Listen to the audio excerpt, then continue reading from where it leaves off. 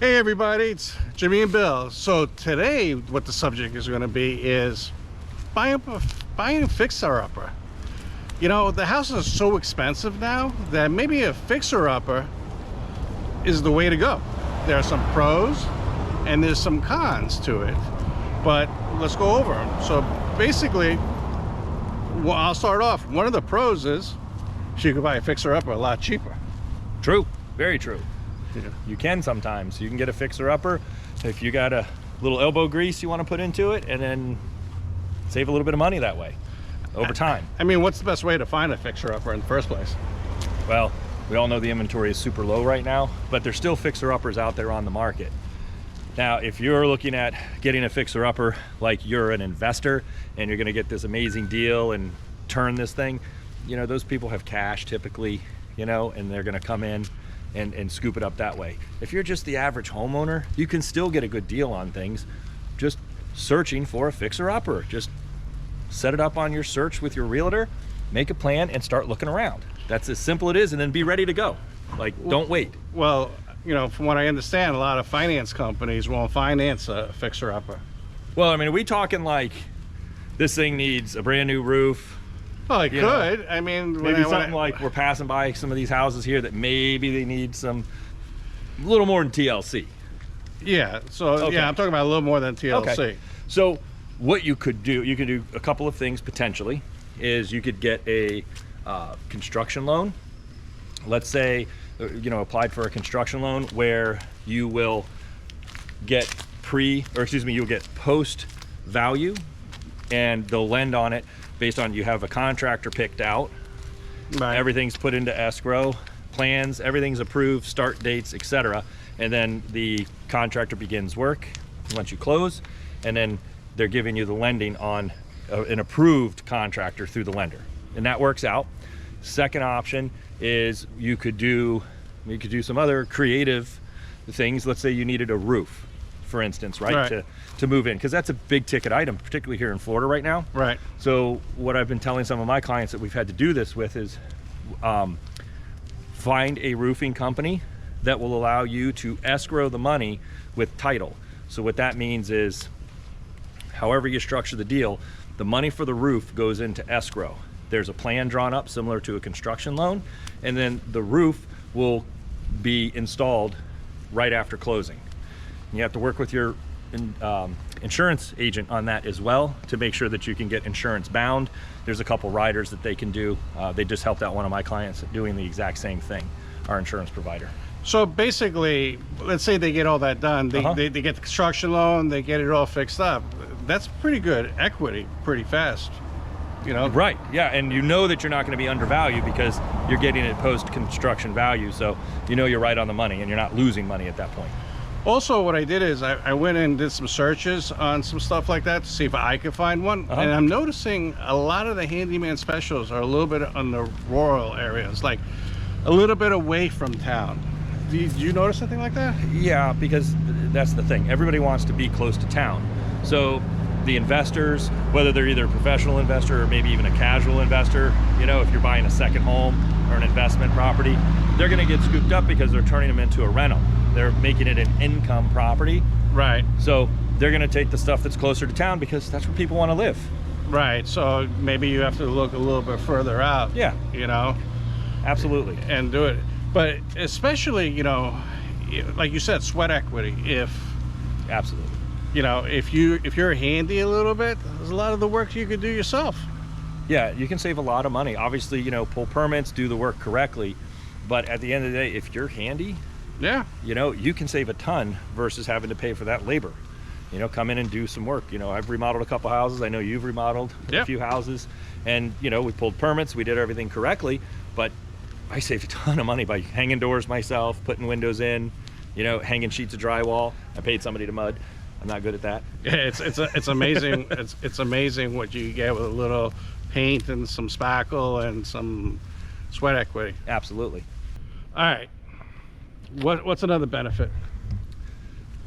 It gives you, well, there's a couple, I think. You know, it gives you a chance to personalize the property to your style. Yeah. Maybe rearrange some rooms if you really want to get involved with it, and open up a kitchen as an example. Just personalize your property Because the you're way you fixing want. it up, right? You're Right. fixing it up anyways. Might as well move a few things. What's another sheet of drywall?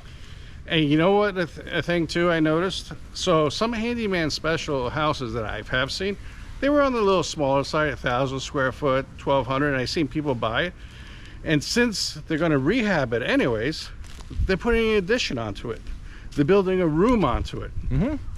Because they're in the middle of rehabbing it anyway, so they're like, hey, we need more space, let's add 300-400 square feet.